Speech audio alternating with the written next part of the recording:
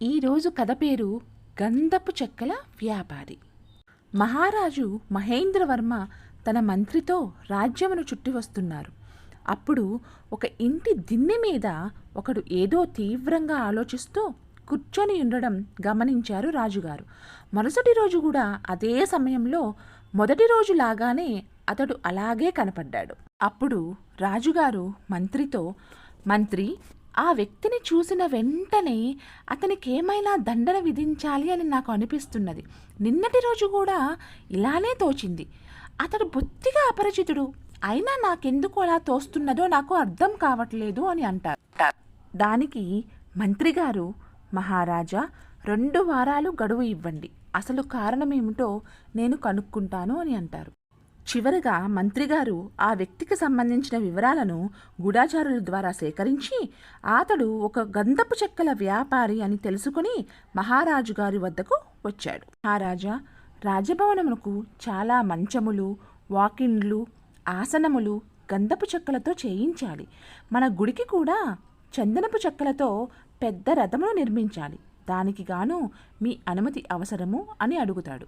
దానికి రాజుగారు, అలాగే కానివ్వండి, మంచి వివేచనాశక్తి గల మీరు ఏ కార్యము చేసినా చక్కగా ఆలోచించే చేస్తారని నాకు పూర్తి విశ్వాసం ఉంది అని రాజుగారు అంటారు. మంత్రి ఇష్టపడినట్లే చందనపు చెక్కలతో పలు మంచములు, వాకిండ్లు, ఆసనములు చేయించబడినవి. చందనపు సువాసనతో రాజభవనము నిండిపోయింది.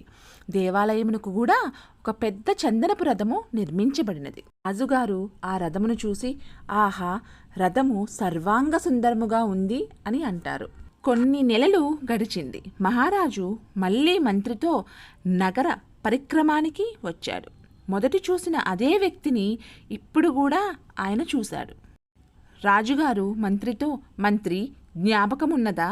ఆ వ్యక్తిని మొదటి చూసినప్పుడు దండించాలనే క్రూర సంకల్పం నాలో ఉదయించేది. అవును మహారాజా, మీరు నాకు చెప్పి ఉన్నారు అని మంత్రి అంటారు. దానికి రాజుగారు, కానీ నేను చూస్తూ ఉంటే అతనిపై నాకు అటువంటి భావన కలగడం లేదు. దీనికి కారణంను మీరు వివరంగా చెప్పగలరా మంత్రిగారు అని అడుగుతారు. దానికి గాను మంత్రిగారు, మహారాజా, వివరిస్తాను, రాజభవనముకు మరలదుము అని చెప్తారు. రాజభవనముకు చేరి నందనవనములో పచార్లు చేస్తూ, మహారాజా, ఆ వ్యక్తి చందన వృక్ష వ్యాపారి. చాలా కాలము గంధపు చెక్కలను మన ప్రజల్లో ఎవరనూ కొనుగోలు చేయనందువల్ల అతనిలో ఒక విపరీత భావన చెలరేగింది. మహారాజు మరణిస్తే చాలా చందనపు కట్టెలు కావలసి వస్తుంది కదా అని అతను అనుకోసాగాడు. అట్టి క్రూర భావన అతని మనస్సునందు ఉదయించినందువలనే మీరు ఆ వ్యక్తిని చూసిన తక్షణం మీకు అతనిపై పట్టరాని అసహ్యం వేసింది. దానికి గాను రాజుగారు, ప్రస్తుతము నాకు అట్టి ద్వేషభావము ఏర్పడకపోవటకు కారణం ఏమిటి మంత్రిగారు అని అడుగుతారు. వారు అనుమతించినట్లు మన రాజభవనమునకు, దేవాలయమునకు పెక్కు చందనపు వృక్షములు కొన్నాను. అంతేకాకుండా మీ జన్మ నక్షత్రమున ప్రతి నెల గంధపు చెక్కలను కొని ప్రజలకు దానం చేస్తున్నాము కదా. అందువల్ల తనకు ఇంటికి మంచి వ్యాపారాన్నిచ్చే మహారాజు 10 కాలాల పాటు జీవించాలని ఆ వ్యక్తి ప్రార్థిస్తున్నాడు.